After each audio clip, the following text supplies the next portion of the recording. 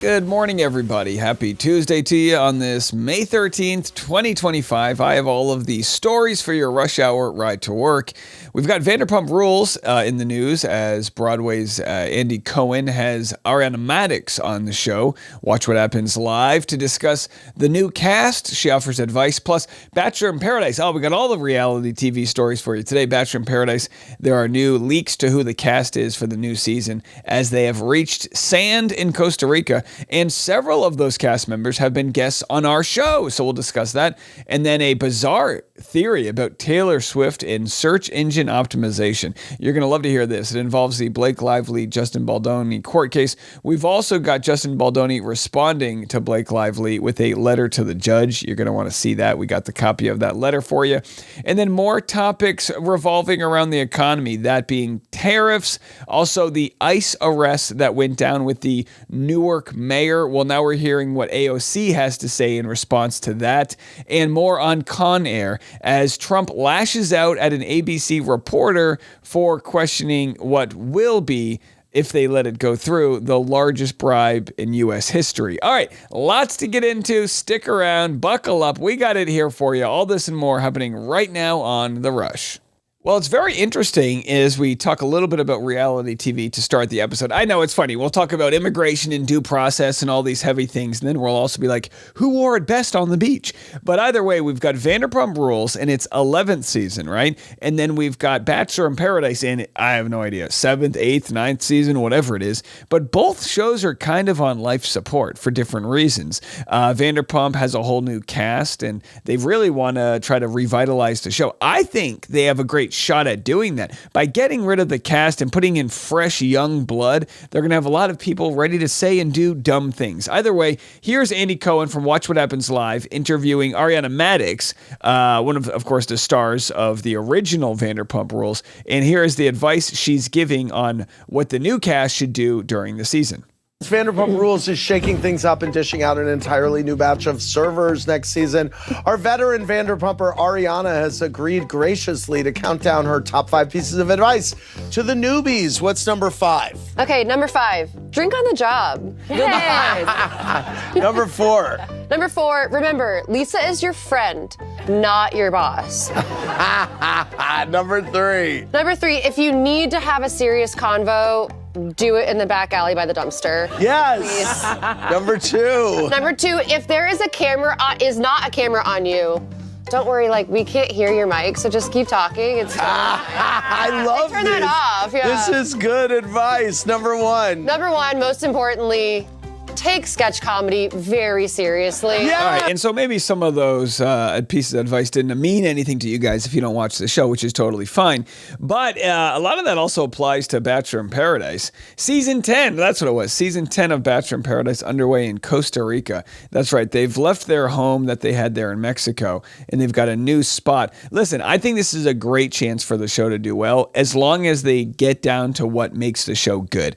I don't know if they've got that, right? They've got Jesse Palmer. We love him. Wells is just okay on the show, to be completely honest. I don't know. Is he, we could do without him, right? I wouldn't know if he's there or not there. Hannah Brown, I'm guessing, is going to go the Wells route. I can't imagine there's going to be a reason why she needs to. I just don't know what the value added is there. But there's a lot of great cast. Now, if you don't want to know the spoilers about which cast will be on the upcoming season, I totally understand that. Just fast forward for about 1 minute. I'm only going to talk about this for a minute or so. So fast forward if you want to hear that. But either way, I'm about to get into that. BachelorNation.scoop had posted Bachelor in Paradise cast spoilers, and we have a couple favorites. Dale Moss is going to be on. I think that'll be extremely interesting. You know, so much to say about Dale Moss, considering he's only been on, 3 episodes of The Bachelorette. Of course, Claire Crowley took him to the altar, or at least got engaged very quickly.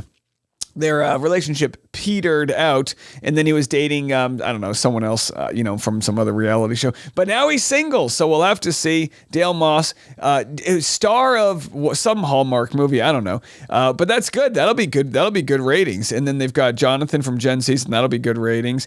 Jeremy from Gen Season, we'll see. Spencer from Gen Season. Andrew Spencer from Katie's Season, one of my favorites. Andrew Spencer, if you haven't I interviewed him on Driving with Dave. He's got a fantastic story. A real great human, just a real ball of positive energy. Zoe from Grant's season. Hakeem will be fantastic. Hakeem, known for his reactions from Jen's season. Bailey, Grant season, and then Kat Izzo from Zach's season. Kat Izzo will be big. She, of course, got engaged to John Henry on the show. Didn't work out, and then we also interviewed her. So didn't have her on Driving with Dave, but she did an interview. So if you're keeping track, we got Kat Izzo. We got, we never interviewed Dale Moss. I don't know if he ever responded to me, or maybe we didn't ask him. I don't know. We interviewed Claire Crowley, though, so that's something. And then Parisa, Alex from Grant's season, and Jess from Joey's season, and then Jill Chin from Clayton's season. And we'll have to see. We'll have to see. I mean, it's some good people so far. As the cast trickles out, we'll be here to cover it. All right, well, let's dive into this. We got enough reality TV content for the week, really. No, but I will be excited to watch Bachelor in Paradise. I will. I'm just going to let you know if it sucks or not. I hope they go back to doing some risque stuff and just go out there and pursue love like a bunch of young, hot people are supposed to on a beach. Okay, anyhow, speaking of young, hot people, or maybe not young, but maybe not hot. I don't know. Are Blake Lively and Justin Baldoni? I think they're pretty hot. Well, either way, Baldoni's team has responded. So basically, I shared this yesterday. Blake Lively wrote a letter to the judge saying, hey, they're not giving us the information to prove why they're, want to sue us for $400 million.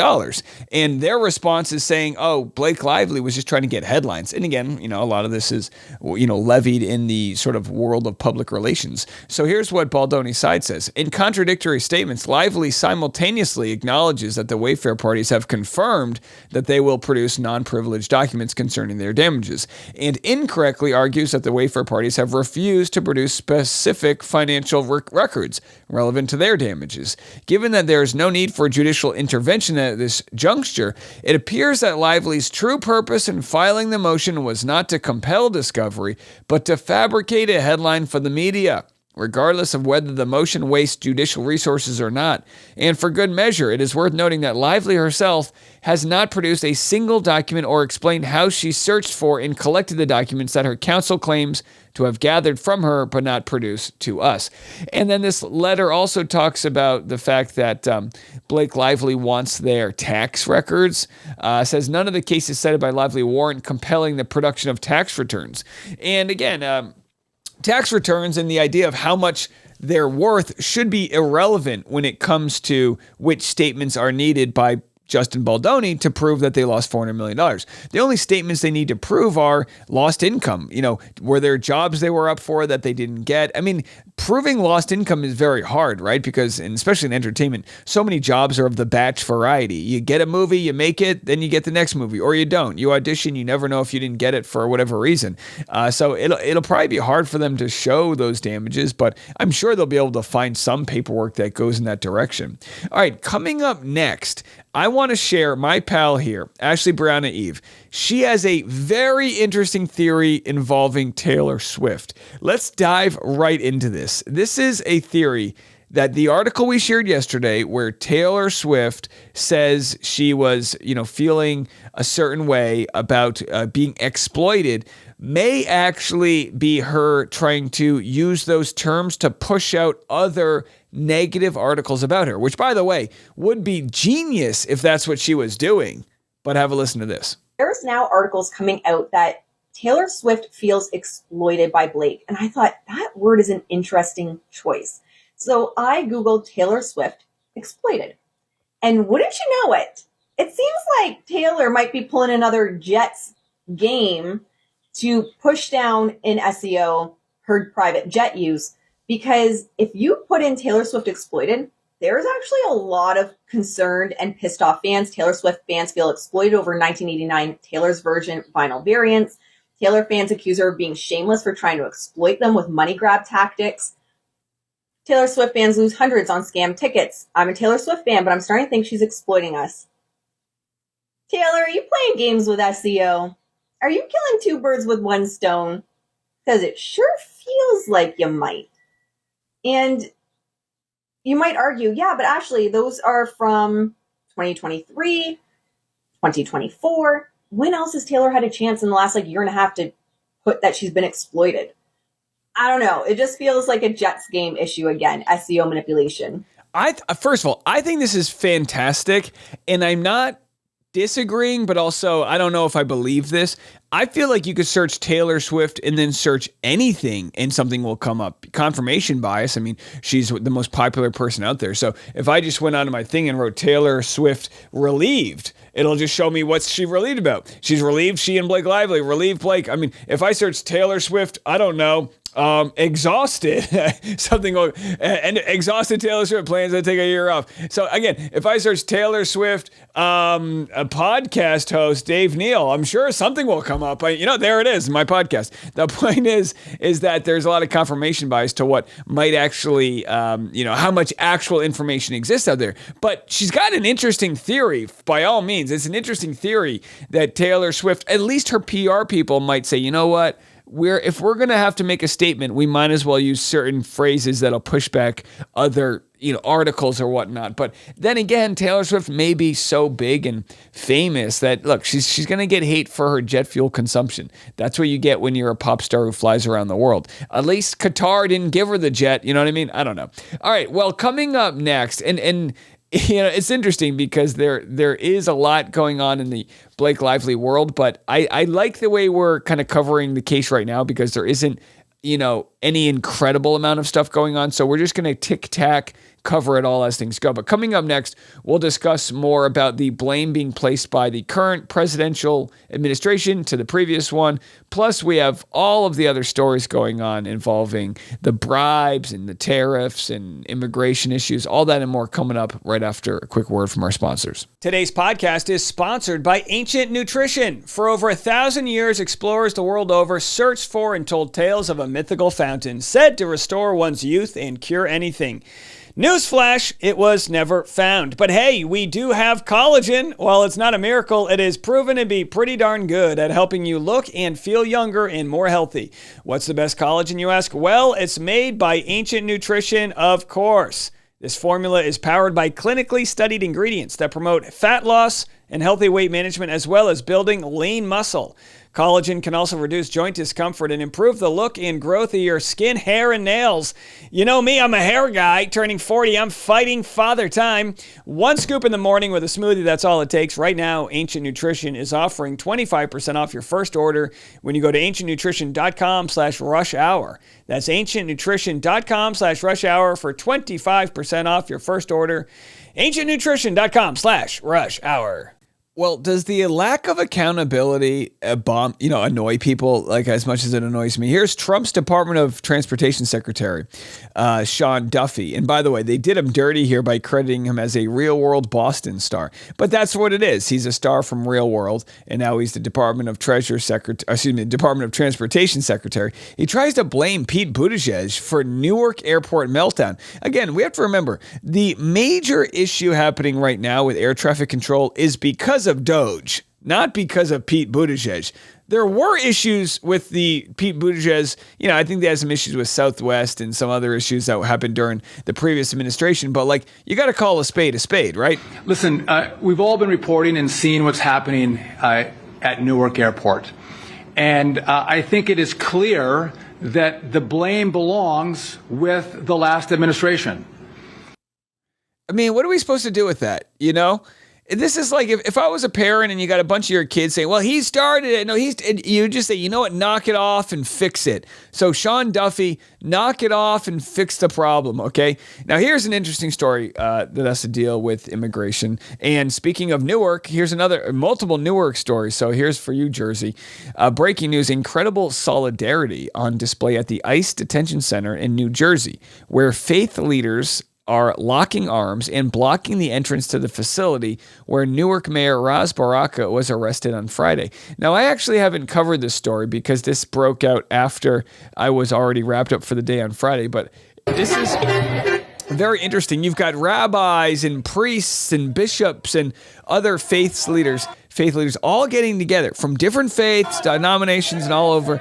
And they are there protesting this arrest of the New Jersey mayor. Now, if you haven't seen it, I'm going to share the body cam footage right here. It's pretty wild stuff. There was a meeting there with congresswomen and the mayor. And again, the mayor of Newark, that's the largest city of New Jersey. And it was a real mess. People were getting pushed over. Now, the police departments are saying that it was the government officials, the congressmen, and the Newark mayor that were the ones pushing people around. But as you can see right here, just a real scary sight. I mean, in what crazy post-apocalyptic world do we live in where this is kind of normal? Like, this didn't surprise me to see. It's like, I'll tell my wife, hey, honey, the Newark mayor got arrested today. Like, what is going on? Well, here's what AOC had to say about it. She calls out the ICE agents who arrested the mayor. Have a listen.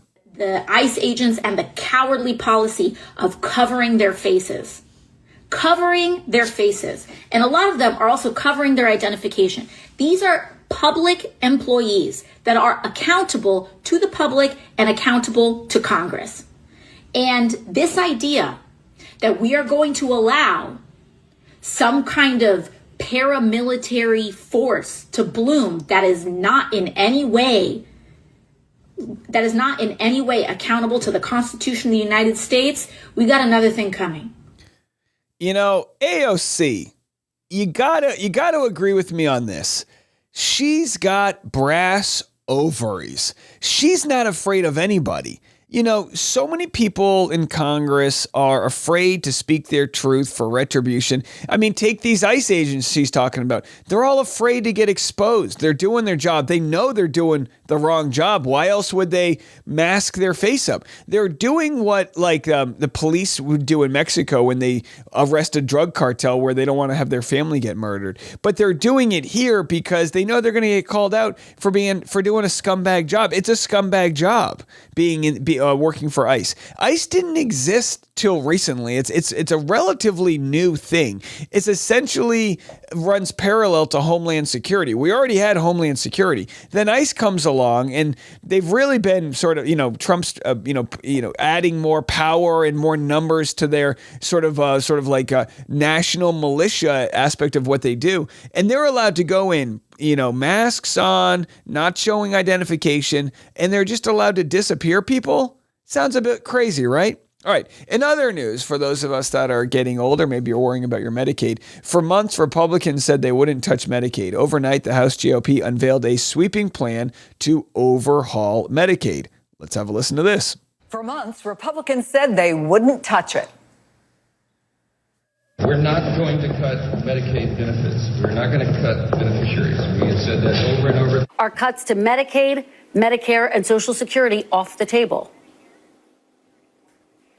Yes, and don't take my word for it, Kristen. Go do a word search of the budget resolution that we passed on Tuesday. There is not one mention of Medicare, Medicaid, or Social Security. What you're doing is you're reforming Medicaid to preserve it, not cutting it. We are saving Medicaid.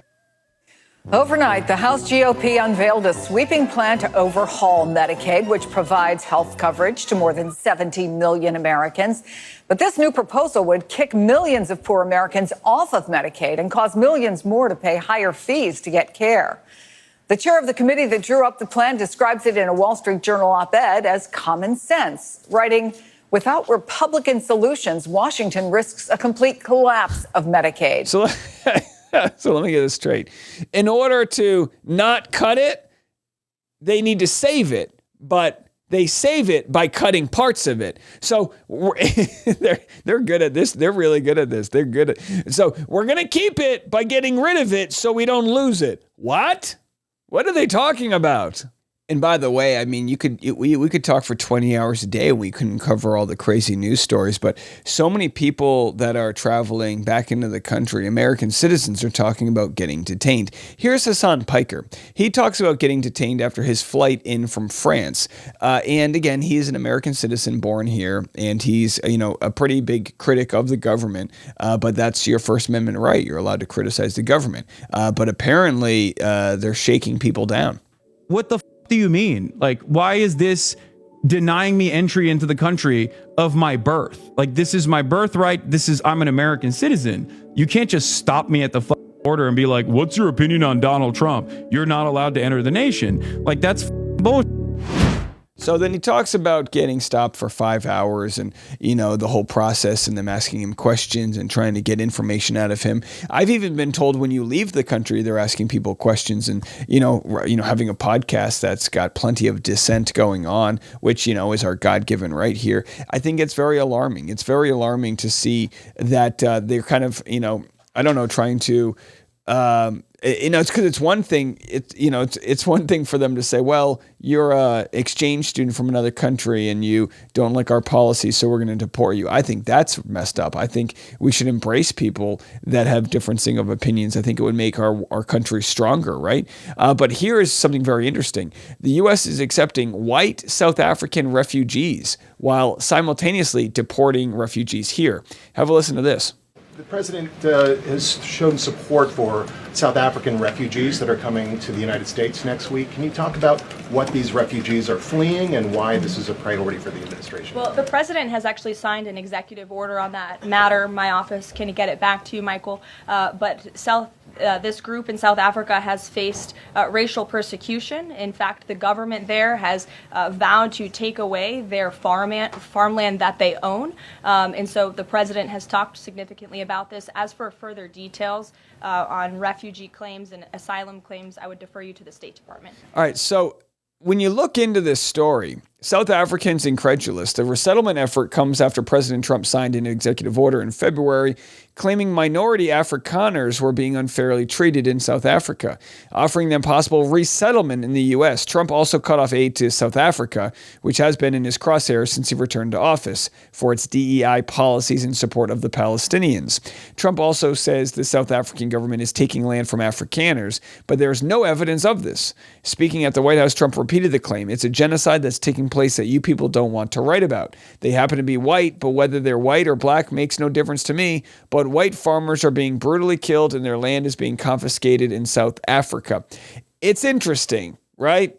They're kicking out brown people and shipping in white people. I mean, it's interesting, right? It's the land of the free, the United States of America. We're a proud melting pot. And, we had obvious issues with people seeking asylum, whether it be from war-torn areas like even Haiti with the political unrest there, to other Central American countries, it's just befuddling to see that right now people are being ripped away from their kids, their moms, their dads. They're being torn apart in our country. And then we're like, no, we need some of those people. Bring in the white South Africans. Interesting stuff. All right, well, there's pushback to this Qatari flight, this Qatari $400 million airplane. So I'm going to share what Donald Trump had to say about this bribe, which would be the biggest gift ever given to a U.S. president. Have a listen to this. So, according to officials, if in fact the Qatari government does decide to give this luxury jumbo jet, this Boeing 747-8, to the United States, it seems that it would be gifted to the Department of Defense for use by the President of the United States. It's not exactly clear when. And then ultimately the idea is it would end up as part of a Trump presidential library. Now, all of that is to say, the president could not use this as an Air Force One as we know it without major modifications to the aircraft. So number one, it would have to be retrofitted for the kind of secure communications that the president needs to have while on board his aircraft. That would mean that White House communications would have to come in. They would probably have to basically rip everything out and put in new secure communications. And that now just duct tape some Starlink to the back of it and use the Signal app. They'll be fine. Come on. Live a little bit. All right, so here's Donald Trump responding to the $400 million jet. ABC News asks him, hey, are you going to keep this thing? Is this ethical? Here's the very measured, very composed response. President, what do you say to people who view that luxury jet as a personal gift to you? Why not leave it behind? You're ABC fake news, right? Why not? It's only ABC. Well, a few of you would. Let me tell you, you should be embarrassed asking that question. They're giving us a free jet. I could say, no, don't give us, I want to pay you $1 billion or 400 million or whatever it is. Or I could say, thank you very much. There was an old golfer named Sam Snead. Did you ever hear of him? He won 82 tournaments. He was a great golfer. And he had a motto, when they give you a putt, You say, thank you very much. You pick up your ball and you walk to the next hole. A lot of people are stupid. They say, no, I insist on putting it. And then they putt it and they miss it. And their partner gets angry at them. You know what? Remember that, Sam Snead. When they give you a putt, you pick it up and you walk to the next hole and you say, thank you very much. Respectfully. All right, I don't know. We're going golfing on the flight, I guess. So yeah, this is absolutely crazy stuff. And to make it look like it's only the crazy liberal media that's got a axe to grind about that, that's just not the case. Here's Ben Shapiro saying this is a bad idea. It's not America first. Like, please define America first in a way that says you should take sacks of cash from the Qatari royals who are behind Al Jazeera. It just isn't America first in any conceivable way. So back to the original question. Is this good for President Trump? Is it good for his agenda? Is it good for draining the swamp and getting things done? The answer is no, it isn't. Yeah, and it's short and simple like that. I mean, even if you weren't going to give the Qataris any preferential treatment, it's all about optics, baby.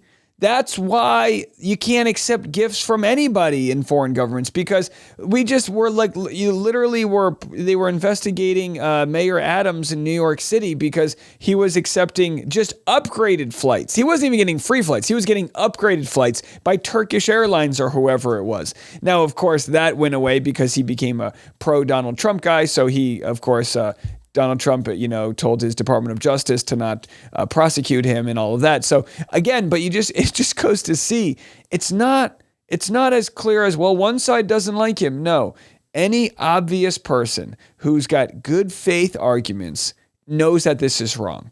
But that's the problem, is so many people are blinded by his highness or his orangeness or whatever the hell you want to say, that they're not thinking objectively and calling it out as they see it. Well, I can call this out as I see it, a good story if it actually works. Donald Trump is saying that the United States will no longer subsidize the healthcare of foreign countries, will no longer tolerate profiteering and price gouging from big pharma, signs an executive order. This is a fantastic idea. Of course, Joe Biden negotiated the drug prices for the top 10 most purchased drugs for Medicare and got those prices reduced by a whole bunch. But first of all, this is the problem, right? Is like the country being run by the billionaire class. They have no idea how bad the healthcare system is, to the point where people like Luigi Mangione exist because the system's so broken. I'm not saying it's right, but that happens when people do not see light at the end of the tunnel. Now, if Trump wants to be full populist and really win over the country, why don't you try to get Medicare for All?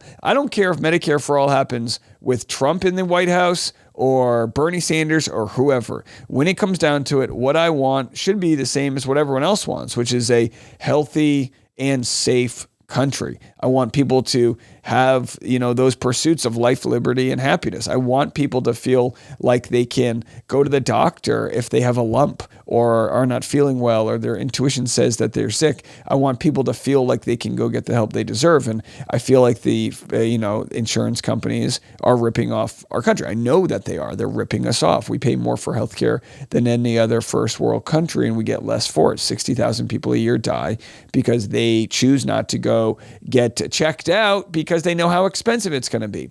So if he wants to take the bull by the horns and get his Congress and get them to pass Medicare for All, go for it. I don't think this will happen because the powers that be aren't going to like this idea, but just tweeting that you're going to lower big, pharmaceutical prices isn't exactly getting across the finish line with it. So we'll have to see if anything comes of this. But if it does, this would be a good thing. Now, multiple things can be true. It can be good to lower the price of drugs, which is very good, but also it could be true that you're scamming the people with your Trump coin and, Qatari this and executive lounge access to the billionaire class and all these other crazy wild things you got going on. But hey, it's a complicated time out there, so we will call balls and strikes, as they say.